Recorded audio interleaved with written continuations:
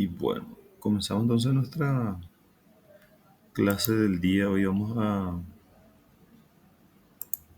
presentar un poco nuestro tema, ¿verdad? Que vamos a hablar sobre el proyecto completo, así, limita todos los temas que incluye nuestro proyecto.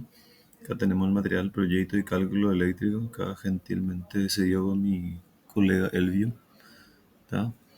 Y habla acá sobre el proyecto, es la actividad 3. Tiene un enunciado donde una persona pide realizar el proyecto completo y da las características, ¿verdad? Que serían las medidas de los diferentes ambientes de una instalación: dormitorio, hall, baño, lavatorio, estar, etcétera. Y también da una lista de cargas a instalar, ¿verdad? Por ejemplo, acá dice 16 lámparas de 20 vatios cada uno, 18 tomas, un televisor, una heladera, 3 ventiladores, un calefón ducha. Esas son las cargas que hay que instalar. Entonces, en base a eso tenemos que hacer el proyecto. Se supone que esto ya se extrajo del diagrama unifilar del plano, que ya se calculó todo, la cantidad de tomas por metro cuadrado, la cantidad de luces, de acuerdo al criterio de iluminación que está en el reglamento, así como habíamos estudiado. También se podría hacer una climatización, ¿verdad? En este caso acá no figura eso porque es una instalación pequeñita, ¿verdad? El proyecto monofásico que podría incluir un aire en vez del calefón y poner un termocalefón para que la potencia no sea tan grande. O en este caso que se optó por usar un calefón y no tiene aire, por ejemplo, ¿no? Porque en caso contrario ya sería una potencia que supere los 10.000, entonces sería una instalación trifásica. Bueno, acá tenemos lo que debemos calcular para una instalación: la potencia instalada, la potencia declarada, el limitador de carga, la cantidad de circuito y la capacidad de las llaves. Básicamente eso es lo que necesitamos. Entonces, eso forma parte del proyecto: el esquema de tablero, el esquema de carga. Ahí tenemos toda la distribución de circuito, tenemos las secciones, la medida de las llaves, todo eso. Y después tenemos simplemente el esquema unifilar de la instalación que tenemos en la planta, ¿no? ¿Qué es la potencia instalada? Y bueno, es simplemente la sumatoria de las cargas. ¿Cómo se suman las cargas? Se suma individualmente, ¿verdad? Tipo de carga de acuerdo a su potencia. Si la carga corresponde, por ejemplo, a un circuito de tomas comunes, entonces cada toma común se considera 100 vatios y por lo tanto podría yo tener un circuito de 22 tomas comunes como límite. O sea, serían en total entonces 2.200 vatios. Ese es el límite que corresponde a la capacidad de corriente de un circuito de tomas comunes, que sería de 10 amperes de intensidad por 220 voltios de tensión, lo que da una potencia de 2.200 vatios. Ese es el valor límite, claro. Uno puede optar por dividir en varios circuitos de tal forma no tener el circuito al límite de la carga, y para optimizar también tener una flexibilidad en cuanto al control de la instalación, no tener una sola llave para todos los tomas, así como todas las luces también, de tal forma que si hay una falla, no quede sin energía completamente la instalación. ¿Ya? Se corte la zona donde hay la falla y se identifique claramente dónde es la falla, ¿verdad? Que ayude justamente al dividir por zona, ayude a encontrar esa falla, y eso entonces determina la cantidad de circuitos que uno ya técnica y económicamente tiene que tomar esa decisión, ¿verdad? O sea, en el peor de los casos uno haría uso de esta opción de usar la carga general de 2.200 vatios y hacer un solo circuito. Eso representaría económicamente un ahorro, ¿verdad? Pero técnicamente, en cuanto a la flexibilización y al control y a la localización de fallas que ocurriesen en la instalación, no sería recomendable. Cuanto más zonas, cuanto más circuitos podemos dividir, ya sea tomas, ya sea luces, eso contribuye a que la instalación esté más controlada, como se dice. Entonces, ¿para qué se suma eso? Se suma para tener el total de la carga, que es la denominación de la carga instalada. También para saber en cuántos circuitos, ya sea monofásico o ya sea trifásico, voy a dividir. Por ejemplo, si ya pasa los 2200 vatios, entonces obligatoriamente tengo que dividir en circuitos cuya carga no supere otra vez los 2200. O sea, si tengo, por ejemplo, 3000 vatios, yo podría dividir en dos circuitos de 1500 vatios cada uno, u otra suma, ¿verdad? Cuya potencia final sumada de los 3000, ¿verdad? Por ejemplo, si no puedo dividir exactamente a la mitad, 1500 y 1500, yo podría, por un lado, eh, ir a 2000 y el otro a 1000, por ejemplo. Cosas así, ¿verdad? Entonces, la sumatoria tiene que dar los 3000 vatios. Ahora, si ya tengo más carga, por ejemplo, tengo 5000 vatios, entonces con dos circuitos no sería suficiente, ¿verdad? Porque cada circuito, como máximo 2200, en total sería 4400 y 5000 ya supera eso. Si ya supera la carga, si ya supera la carga máxima permitida en un circuito, entonces yo tengo que dividir en más circuitos, ¿verdad? Por ejemplo, 5000 dividiría en 3, más o menos 1500, 1500 y 2000. Entonces ahí la sumatoria da 5000 vatios. Esa podría ser la estrategia. Claro, en realidad la división en los circuitos depende ya de cómo está diseñada mi carga, ¿verdad? La zona, qué carga tengo en esa zona, qué sumatoria puedo tener en esa zona y qué conveniencia tengo de colocar una u otra carga sobre un circuito. Eso ya depende de cómo está constituida la instalación así en forma arquitectónica, ¿verdad? De repente podemos tener alguna zona que tenemos muy pocos tomas, pero nos conviene tener un circuito en esa zona, ¿verdad? Entonces sumaría muy pocos vatios, pero sería un circuito aparte, ¿verdad?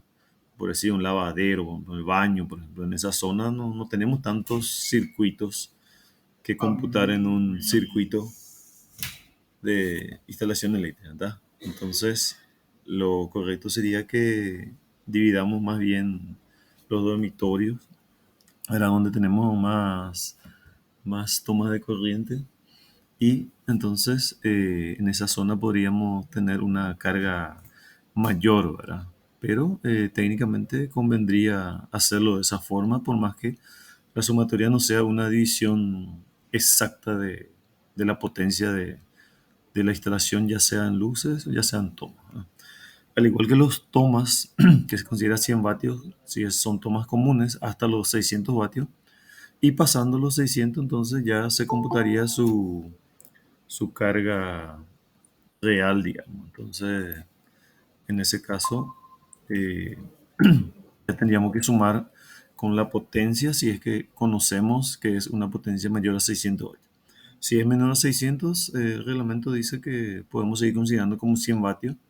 Entonces, esa diferencia de vatios se compensaría con los tomas que no se están empleando simultáneamente. ¿Tá? Si, por ejemplo, tenemos 10 tomas, pero uno de ellos es 500 vatios, ¿verdad? Entonces se sigue computando como 100 vatios y los 10 tomas serían 1000 vatios, ¿tá? Entonces, ¿cómo se entiende eso? Y bueno, se suma como 100, en realidad se usa como 500, pero hay otros 9 tomas que probablemente no se estén usando y se estén computando como 100 vatios, quedaría 900 más el último que se considera como 100 y en total se tiene 1000. De esos 1000 probablemente no se use todo, entonces de esa forma se entiende que se compensa ese 500 vatios que no se considera como 500 sino como 100 vatios, ¿verdad? Así está en el reglamento de ANDE actualmente, ¿verdad?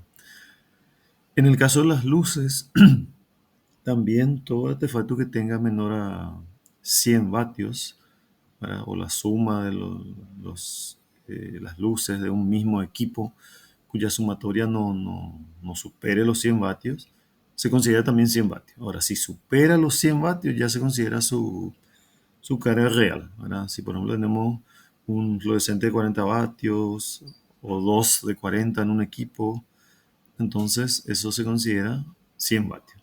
Ahora, si tenemos, por ejemplo, ya 3 por 40 o 4 por 40, entonces eso ya supera los 100 vatios y entonces se suma en una columna como un equipo de esa potencia, ¿verdad? De 3 por 40 que sería de 120 o 4 por 40 que sería 160.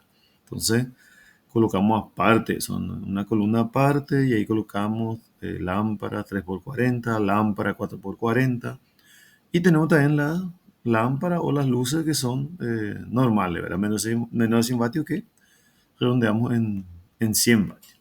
Entonces es para eso que se hace la sumatoria, para tener el total instalado, calcular en cuántos circuitos voy a dividir esa carga, teniendo en cuenta la carga máxima que es 2200, pero teniendo en consideración que no es recomendable tener en una carga máxima un circuito eh, por el tema de que uno puede necesitar ampliar, ¿verdad? Entonces, si tiene todavía reserva, uno directamente del mismo cableado existente en la zona, uno puede ampliar y está todavía dentro de la norma. O si está en el límite y uno quiere ampliar, ya no es posible y uno tiene que hacer otro circuito para la zona, otra llave, tal vez el caño hay que ver si todavía se puede recargar los cables, ¿verdad? O ya uno tuvo que haber previsto una reserva en cañería, dejar más cañería de la que uno necesita en el momento. Si necesita un caño, dejar tres, por ejemplo. Si necesita tres, dejar cinco caños en una zona y dejar nomás dos libres, porque más adelante eso se puede utilizar para otros circuitos, ya sea luces, ya sea toma, ya sea aire, ya sea tenemos calefones, etcétera. Entonces uno puede ir necesitando eh, de esa reserva de carga que va a ir usando posteriormente, ¿no? Entonces, justamente para esa eventualidad y para también el dimensionamiento y protección de los circuitos, para que pueden ser monofásico o trifásico, es que se hace primero un análisis de qué cargas se van a emplear en la instalación.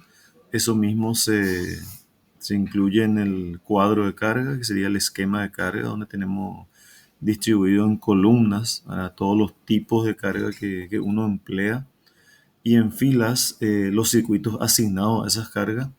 Y eso debe coincidir con el esquema del tablero, donde estarían dimensionadas las llaves generales, los diferenciales, la llave limitadora y la llave de cada circuito, y debe corresponderse perfectamente los números indicados y las cantidades, ¿verdad?, indicadas ahí con el esquema de carga. Entonces acá tenemos, por ejemplo, la consideración que se hizo, ¿verdad? Entonces 16 lámparas de 20 vatios a 100 vatios, entonces sería 1600 vatios. 18 tomas a 100 vatios, 1800. Acá este televisor, ¿verdad?, como una carga especial, 150 vatios, ¿verdad?, se consideró como 150. Es un criterio, ¿verdad? Porque sabemos que es una carga específica de esto. Y el otro criterio sería considerar como un toma nomás y sumarle como 100 vatios, ¿verdad? Pero en este caso, este diseñador dijo, no, este televisor voy a considerar con la potencia que yo sé que va a ser el televisor y voy a ponerle, ¿verdad?, con esa potencia. Ese es el criterio que asumió. ¿Tá? Una heladera de 150 vatios también, ¿verdad?, sabe que es una heladera, sabe que tiene 150 vatios y consideró con esa potencia. La otra alternativa sería considerar un toma común, como que es menor a 600 vatios, y considerar 100 nomás, ¿verdad? Pero este es el criterio que adoptó este colega, ¿verdad? Tres ventiladores de techo, ¿verdad?, también 150 vatios. Entonces también aplicó el criterio similar a los tomas, ¿verdad?, que si pasa de 100 considera la carga real. Entonces estos tres entonces serían 450. En realidad podría también haber considerado eh, si fuese un toma corriente como 100 vatios, ¿tá? Pero en este caso es un ventilador, ¿verdad? Entonces como es más de 100 vatios consideró su carga real. Y finalmente un calefón ducha chico, ¿verdad?, una marca así tipo Corona, cosas así, que tiene esta potencia. Entonces 4.400 vatios y la suma total sería entonces la potencia instalada de 8.550 vatios. ¿Ah? Bueno, esto es lo que está instalado. Ahora, lo que simultáneamente se va a usar sería lo que se conoce como potencia declarada. ¿Y cómo yo sé cuánto se va a usar? En realidad no sé cuánto se va a usar exactamente. Eso depende ya de cada cliente, de su costumbre, de su forma de usar las cosas. Pero hay una tabla que se denomina factor de demanda, en donde yo puedo extraer un factor que sería un porcentaje que yo tengo que multiplicar por la potencia instalada y con eso obtengo un valor estimado, ¿no? Esa tabla sería el anexo 3 de factores de demanda. Entonces ahí yo miro qué potencia instalada tengo y observo en mi potencia instalada cuál es el valor y veo en qué rango se instala mi potencia instalada. Por ejemplo, 8.550 se instala entre 7,12, 7,2 y 12, o sea que es más de 7,2, ¿tá? Y menos de 12. Entonces, si supera los 7,2, pero es menos de 12, se aplica el factor de demanda 0,85. Quiere decir que 85% de la potencia que yo instalé, ¿verdad?, en mi proyecto es lo que estimativamente se va a emplear. Entonces, el resultado acá podemos ver que es 7.268. Aproximadamente sería eso lo que se usaría en forma estimada. El diseñador tiene la libertad de eh, basar su criterio en esta tabla o basar su propio criterio de acuerdo a su experiencia, de acuerdo a su observación, de acuerdo a lo que conversó con el cliente, de acuerdo a lo que midió. Entonces podría usar este criterio de reglamento o decir un porcentaje mayor, ¿verdad? Lo que no corresponde sería que utilice un porcentaje menor, ¿verdad? Porque este límite da justamente para eso, para no poner un valor menor, ¿verdad? Puede considerar que en vez de 8.550 se use 8.500, 8.000, 7.500, ¿tá? Pero el mínimo sería 7.268, ¿tá? Más de eso, ya a su criterio, pero menos de eso no, porque eso está reglamentado. Entonces tendríamos que ya respetar el factor de demanda que tiene ya seguramente su estudio y consideración y por eso tiene ese valor, ¿verdad? Bueno, una vez que ya tengamos la potencia declarada, justamente eso utilizamos para calcular la llave limitadora. Entonces la potencia en corriente alterna monofásica es V por I por coseno de phi y de ahí se despeja la I. Entonces pasa dividiendo a la potencia declarada, V por coseno de phi. Entonces acá arriba la potencia que vamos a usar para calcular la corriente de la llave limitadora es la potencia declarada, que en este caso utilizamos el factor que acá recomienda el reglamento ANDE. Y debajo utilizamos la tensión y el coseno de phi. El coseno de phi colocamos el valor mínimo que exige el reglamento. ¿Por qué? Porque nosotros estamos obligados a cumplir con este valor, ¿tá? Si las condiciones son mejores, entonces la corriente va a ser de menor valor, ¿verdad? Este es el valor límite y con este valor límite calculamos la corriente y en este caso dio 35,9 amperios. Quiere decir que mi limitador de carga yo tendría que utilizar una TM cuya corriente nominal de una intensidad mayor, ¿verdad?, a este valor calculado. En este caso, una TM pasa de 32, ya pasa a 40, por lo tanto acá se eligió una limitadora, una TM de 40 amperes. ¿Tá? Entonces yo tengo el medidor, detrás tengo una cajita, ahí tengo una llave, ¿verdad?, termomagnética, y esa termomagnética debe ser de 40 amperes. Esa misma corriente, ese mismo valor, yo tendría mi llave general en el tablero. Bueno, el esquema de carga, que consiste simplemente en dividir los circuitos. Entonces acá tenemos un modelo de esquema de carga, donde tenemos acá los circuitos y acá los tipos de carga. ¿Tá? Circuito en la primera columna en vertical. ¿Tá? Los números de circuito, 1, 2 y 3. Solamente se hizo 3 circuitos. Los tipos de carga, lámparas, tomas, heladera, televisor, ventilador, techo y ducha. Y la sumatoria, una última columna que sería la sumatoria de potencias eh, instaladas, ¿verdad?, por circuito. Entonces acá el circuito 1 podemos observar ¿qué se colocó en el circuito uno? Se le colocó 8 lámparas, 8 tomas corriente, ¿ya? Una heladera, un televisor y un ventilador de techo, ¿ya?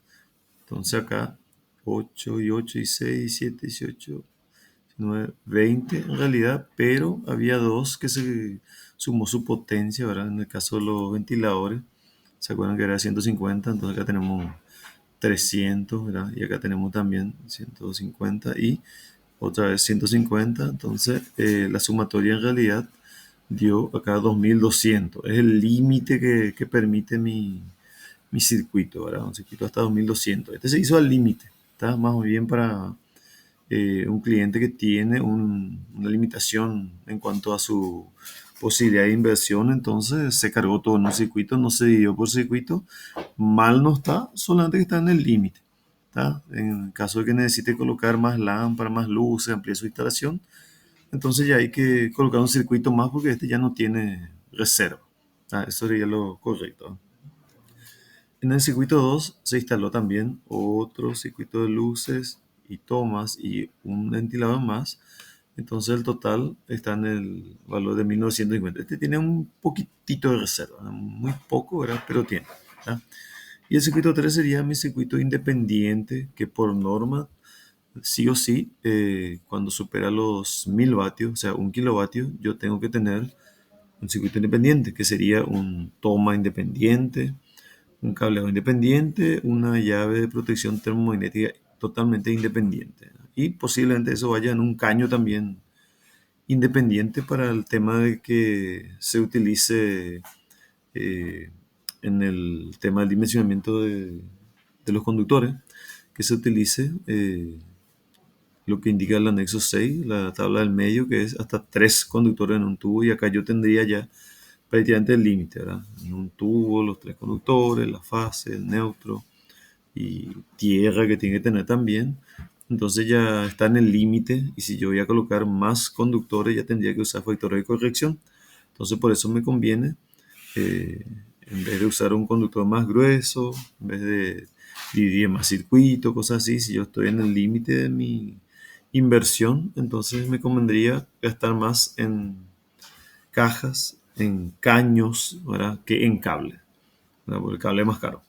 Entonces, este es un presupuesto re económico, ¿verdad? Apenas 3 circuitos y respetamos el tema de que esta potencia usamos en un circuito independiente, ¿no? Es que le cargamos el circuito de luz, el circuito de toma, mezclamos con la lámpara, con los tomas comunes, con la heladera, con el televisor, con el ventilador, etc. ¿Verdad? Todo lo que es lámparas, tomas, toma de heladera, toma de televisor, ventilador de techo puede ir en un circuito común de luz y toma. Entonces sería una versión económica. ¿Ah?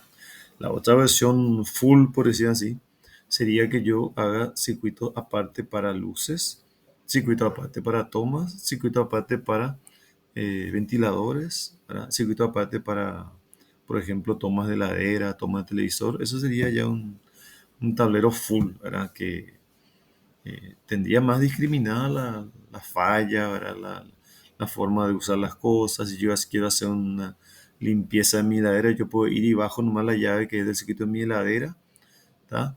También le puedo poner una llave de corte ahí cerca de la heladera y también desconecto eso, apago eso.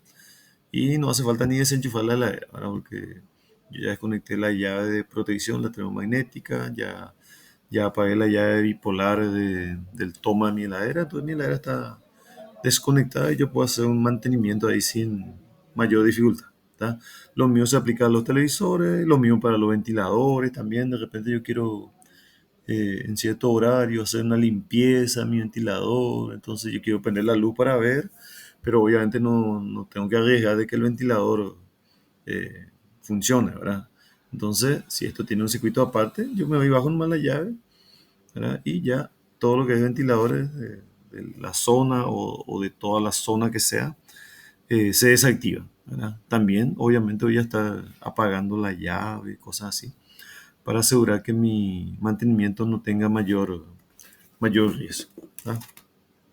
Bueno, entonces, una vez que yo haya dividido ya en circuitos, entonces paso a calcular cada circuito su llave. Acá tenemos la fórmula sería dividir potencia por la tensión y el coseno de phi de cada circuito. ¿Tá? Si es un circuito resistivo, podríamos considerar factores de potencia 1, pero si es un circuito que no es mayormente resistivo, como en este caso, que en este circuito tengo heladera, que tiene motor, tengo ventiladores, que tiene motor, entonces acá el criterio de este técnico fue decir, bueno, mi potencia es 2200, mi tensión es 220, pero mi factor de potencia no es 1, ¿por qué? Porque no es pura carga resistiva. ¿Ah? Entonces ya de acuerdo a lo que se distribuyó mi instalación, yo tengo que ver el coseno de phi que aplico. En este caso se aplicó el valor mínimo que establece el reglamento ANDE, que es 0,92, lo que dio una intensidad de 10,87 amperes. Y acá el técnico eligió colocar por el valor entero que salió en el cálculo, que es de 10 amperes, eligió una TM de 10. ¿Verdad? ¿Ah? También podría haber elegido 16 amperes, ¿verdad? Porque ya pasó los 10, no estaría más, ¿verdad? Pero esta TM de 10 va a proteger mejor, siempre y cuando al usar la instalación no se emplee el 100% de potencia, casi se emplea un poquitito menos de potencia, entonces ya la llave de 10 ya estaría perfecta, ¿verdad? Solamente para este cálculo, al usar toda la potencia permanentemente, prende todas las luces, enchufas todas las cargas en todos los tomas, pone 100 o más vatios en cada toma, prende todos tus ventiladores, eh, etcétera, ¿verdad? Tu heladera, cosas así. Entonces ahí sería el 100% de 1200 y bueno, acá estaría un poco más de 10, ¿verdad? Pero tampoco hay tanto drama de que pase un poquitito, unas décimas la corriente, porque generalmente hay aparatos que no se usa simultáneamente. No es que la heladera, por ejemplo, va a funcionar al mismo tiempo que funcionan todos los tomas corriente, porque primeramente lo tiene un termostato que le va a separar cada cierto tiempo. ¿Tá? Y tal vez cuando arranque la heladera ya otro aparato ya se dejó usar. Ya se dejó usar el ventilador, ya se dejó usar la mayor parte de los tomas, ya se dejó usar la mayor parte de las luces. Y entonces estos 10,87, que es como máximo acá en nuestro cálculo, no tendría inconveniente de que en la medición que hagamos realmente tengamos una corriente de 1 ampere, 2 amperes, 3 amperes, 5 amperes, 8 amperes, pero que nunca luego llegue al límite de 10,87 amperes. Entonces, por ese motivo, no habría ningún inconveniente de que mi TM elegida sea de 10 amperes. ¿Ah?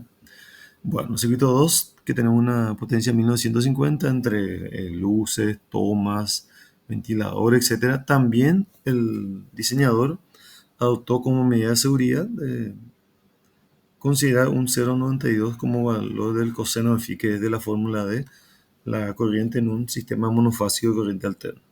Y acá sí la corriente dio un valor de 9,63 amperes y entonces la TM comercial sería una de 10. ¿Ah? El circuito 3, que es el último circuito que se considera en este pequeño proyecto, que sería 4400, dividido 220, ¿tá?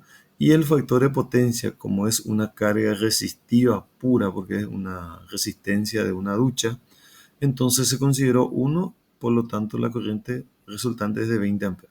Quiere decir que yo podría poner una TM de 20 amperes y de acuerdo al cable, incluso podría poner uno de 25, por ejemplo, ¿verdad? Porque el cable que voy a utilizar acá para esta carga, que es más de 1 kilovatios, es tronco, entonces el tronco usa cable de 4, cobre como mínimo, puede usar más, eso ya depende del criterio de caída de tensión, ¿verdad? Acá no está estipulado a qué distancia está el calefón este del tablero, pero si uno tiene esos datos, podría aplicar acá y calcular y a lo mejor le sale aproximadamente 25 amperes.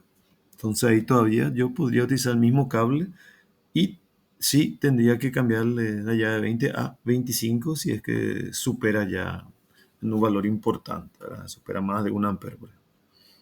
Bueno, acá tenemos el esquema, ¿verdad? Donde tenemos el medidor, la llave general que calculamos de 40. Fíjense el cable que alimenta del medidor al tablero, es un cable de 10 milímetros, ¿tá? Serían 4 de 10 como mínimo y va en un caño de 1 pulgada. Y acá en el tablero está dividido en 3 circuitos. Lámparas, toma, heladera, ventilador, televisor, un circuito. Lámparas, toma, ventilador, otro circuito y ducha, otro circuito. Circuito 1, circuito 2, circuito 3, que son los mismos que coincide con el esquema de carga, ¿verdad? Debería ser los mismos números de circuito, las mismas cargas, ¿tá? La misma suma de potencia, y en este caso, como es monofásico, sería la misma fase, ¿tá? Si uno necesita trifasicar esto porque va aumentando la cantidad de circuitos, ya supera los 10.000 vatios, si tiene todo el cableado hasta el tablero, por cada circuito, un par de cables, ¿verdad? Fase neutro, más la instalación de puesta a tierra, que es obligatoria ahora para toda parte metálica, por seguridad. Entonces, estaría correcto eso, ¿verdad? Estos serían los valores. Y de acá uno fácilmente puede hacer su lista de materiales en el medidor, ¿verdad? Ver qué se va a usar, las llaves, la limitadora, el caño, ¿verdad? Hacer si es subterráneo con un 2% de pendiente, y si es aéreo, ¿verdad? Procurar de que no afecte tanto a la visual, ¿verdad? Del cliente, porque no le va a gustar, ¿verdad? Tal vez podría ir embutido en la pared, tal vez podría ir subterráneo, ¿verdad? Con las medidas de precaución correspondientes de limpiar bien, aislar bien, usar la sección adecuada, etcétera. Entonces no habría inconveniente en que mi instalación funcione a la perfección, ¿tá? Y bueno, a partir de ahí ya tendríamos que hacer nuestro presupuesto por boca y la lista de materiales, ya sea para pasarle un presupuesto completo, o si el cliente quiere solamente mi mano de obra, le paso uno, y si el cliente necesita o me pide una lista de materiales, también le paso la lista de materiales. Solamente que siempre tengo que dejar una reserva en mi lista de materiales si es que le paso al cliente. ¿Por qué? Porque de repente él compra justito esa medida, y si por algún motivo usamos un poquitito más, entonces ya vamos a tener un inconveniente de tener que ir a pedirle al cliente que nos compre un 10, 15, 20 metros de cable más, porque había sido que la consideración que hicimos no era la correcta, ¿verdad?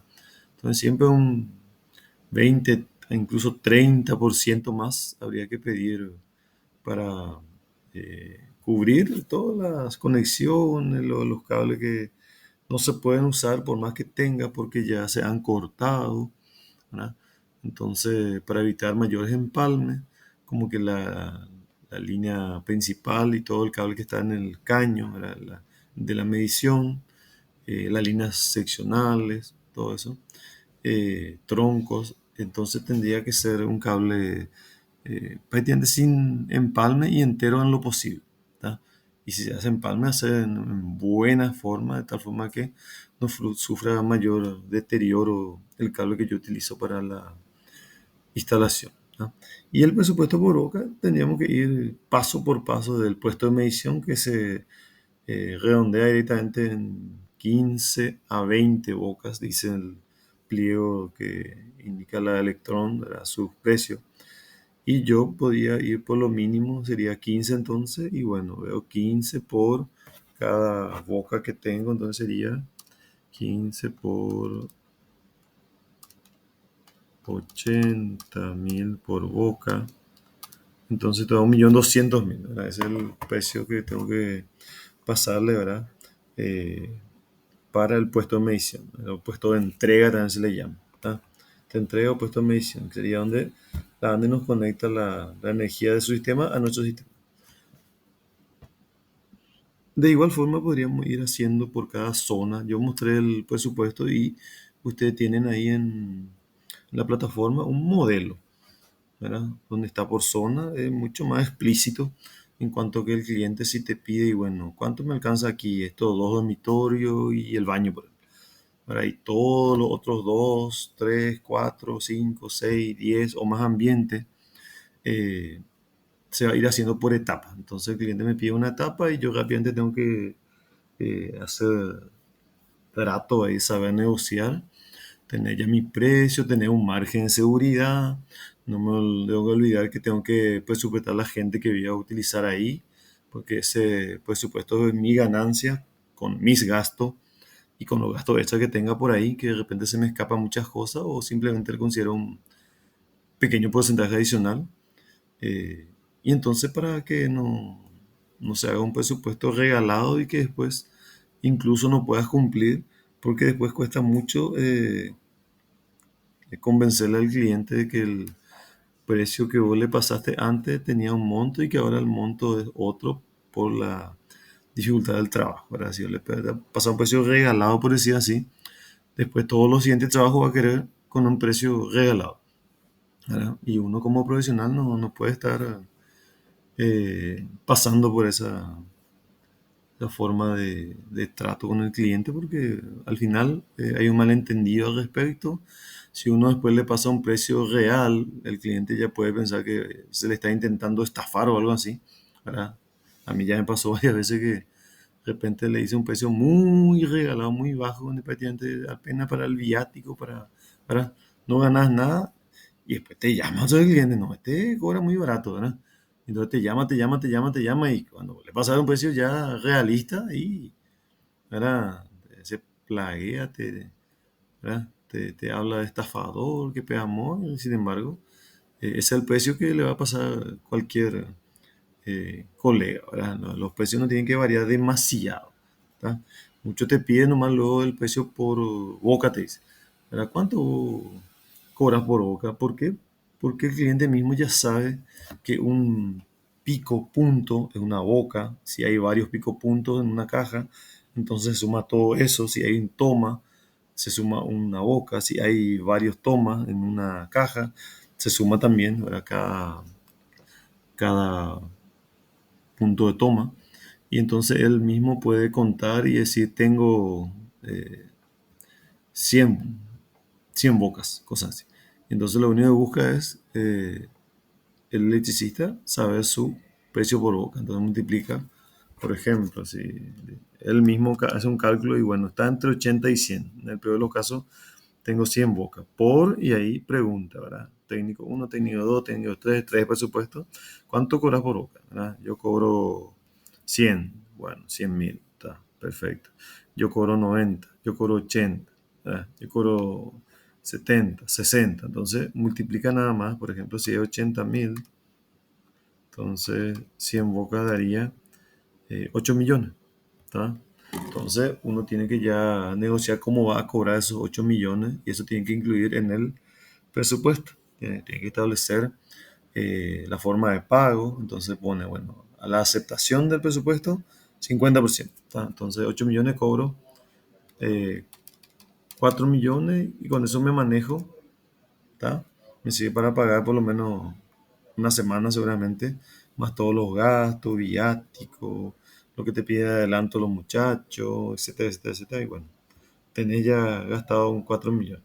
Entonces, ¿qué te queda? 4 millones más. ¿Dónde, cómo vas a hacer con ese dinero? Y bueno, eso va a subir semana por semana, ¿tá? Y a medida que se termina una parte, ¿verdad? Un avance de la obra, entonces tenés que negociar por escrito, poner que sea un avance, pero que si se avanza ya un monto que hay que cerrar ya esa etapa, ¿tá? Porque si uno deja al último, como se dice, famoso, ¿verdad? O hace, terminaste todo otra vez, no tenés más nada que hacer y quería cobrar los 8 millones, ¿verdad? Eso prácticamente eh, perdés el cliente y él te pierde a vos, ¿verdad? Porque después de un entredicho, después que uno ya le hasta a favor al otro, que pegamos, difícilmente ya que te contrate ese mismo cliente, ni tampoco te recomiende, ¿verdad? Por ahí te hace un marketing negativo ahí, ¿verdad? Con este no trabajen porque este guau te cobra poco y después te revienta al final y entonces para vos perder tu cliente y él te pierde a vos, ¿verdad? Esa es la realidad y bueno, hay que buscarte con los otros clientes a ver qué tal te va. Bueno, si vos pones que 50% vas a cobrar, te queda 50, que sería 4 millones, y tenés que ver cómo vas a cobrar. Si vas a cobrar semanal, por ejemplo, 1 millón, bueno, 4 semanas tenés. Está, en 4 semanas tienes que terminar. Claro, a lo mejor puedes trabajar full con uno o varios personales y trabajar, qué sé yo, con 5 o 6, 2 3 días o una semana. La otra semana reducir ya a 3, la otra semana a 2, la última semana uno nomás, ya lleva un ayudante nomás ya para los últimos detalles ahí, ya luego se le entrega al cliente, ¿verdad? En conformidad al cliente, él tiene que aceptar, ya a veces de palabra nomás, a veces tiene un contrato donde tiene que firmar de que recibió en condiciones y funciona todo. Y obviamente vos tenés que probarle todo lo que instalaste, probar todos los tomas en presencia del cliente, probar todas las luces, los controles, le explicar cómo va a funcionar eso, ¿verdad? Y todos los artefactos, aire, calefón, ¿verdad? Le probar los tomas de la cocina, le decís cuál es el toma que tiene que usar, puede que haya enchufado de repente. Ya probas el toma de lavarropa, si es chuco, por ejemplo, sí o sí, lavarropa, secarropa de ir con puesta a tierra, que sea un cable de amarillo que en el inicio se conecta directamente al neutro también, pero solamente transporta la corriente en condiciones de falla. Cuando falle, vaya por la carcasa, ahí va a cerrar el circuito con el cable de protección y entonces esa energía va a volver a la llave. Si es una energía muy elevada, ¿verdad? De mucho valor, entonces va a ocasionar que la llave actúe ese elemento de protección, ya sea térmico o ya sea magnético, dependiendo de la falla, ¿está? O en el caso que tenga diferenciales, en el caso de que haya una fuga, entonces la llave no va a permitir que se siga empleando ese circuito y entonces el técnico va a llamarle al cliente, al, al- el cliente va a llamarle al técnico, perdón, ¿verdad? Y le va a consultar qué se puede hacer ahí, ¿verdad? No puede usar simultáneamente, que esto, que aquello, ¿verdad? Entonces el técnico tiene que ir a hacer un análisis y ver si los cables están bien, si la llave está bien, si medirlo, para ver si no es problema de la llave, que se descalibró, que ya venció su vida útil, o ver si es el circuito que está mal distribuido o tuvo una sobrecarga, ¿verdad? Ya sea temporal o ya sea permanente, y ahí les recomiendo, ¿verdad? Tal vez si es permanente y bueno, vamos a dividir más circuitos, vamos a ir usando esta misma llave, este mismo cable, pero una parte de esa instalación que tiene una potencia grande, ¿verdad? Por decir mayor a 1 kilowatt y 1 HP, eso vamos a distribuir en varios circuitos, ¿verdad? Uno o dos o tres circuitos y vamos a poner sobre diferentes fases otra vez. Entonces, para asegurar de que si por ahí cae otra vez una fase o dos, tengamos energía en la tercera, ¿verdad? Eso ya deberíamos venderle esa idea al cliente al inicio de la obra, cuando te llama y te dice, bueno, ven un poco que cómo podemos hacer la instalación acá, qué tenemos que hacer, qué tenemos que pedir, ¿verdad? Entonces el técnico tiene que movilizarse, traer la carátula, llenar con el cliente, poner el amperaje de la llave que va a usar, poner la emisión de frente, poner el servicio de qué medida va a ser, de 4 de 6 de 10 si va a usar un cable preensamblado, ¿verdad? Que va todo torsionado, aislado, suele ser de cobre, o una instalación abierta donde tu cable es enterito, ¿verdad? Desde tu medidor, ¿verdad? Pasando por tu limitadora, pasando por tu llave general, pasando por tu circuito y conectándose, ¿verdad? Luego de atarse por la columna, se estira un poco y se conecta por la red con un conector especial que conecta, por ejemplo, el cobre que se usa en las instalaciones interiores con el aluminio que se utiliza en las instalaciones exteriores, ya sea por el tema de la conducción, ¿verdad? Que tiene un límite, y por la capacidad del conductor, que el cobre es mucho más, ¿verdad? Que el aluminio. Y bueno, hasta ahí cumplimos ya para presentar todo lo que es nuestro eh, tema. Y si no hay una consulta al respecto y quieran aclarar, entonces vamos a cerrar nuestra reunión y les dejo trabajando por sus proyectos, que mañana es la fecha límite de presentación, y espero que todos entreguen a full, ¿verdad? Todos los criterios tienen que entrar ahí en la plataforma y ver todos los criterios que están siendo, ¿verdad?, considerados, ¿verdad? Entonces, para que no te falte nada y que tengas el 100% del puntaje, ¿ok? Y bueno, hasta ahí la clase de hoy. Le agradezco su atención. Voy a alzar la grabación en la plataforma para los compañeros que por algún motivo no están asistiendo. Seguro que están a full con su trabajo, porque ya es en Duma, ¿verdad? Ya el tiempo apremia y bueno, la única forma de hacer es dedicándole un mayor tiempo, porque eso, a pesar de que no parece muy complicado de hacer, el diseño lleva su tiempo, ¿tá? Y algunos, bueno, harán con algunas herramientas digitales, ¿verdad? Pero otros a la mano alzada y bueno, hay que ir haciendo de a poquito. ¿Está? Ok, y bueno, nos vemos. Le agradezco su tiempo. Que pasen de lo mejor entonces. Éxito. Chau, chau, chau, chau. Chau.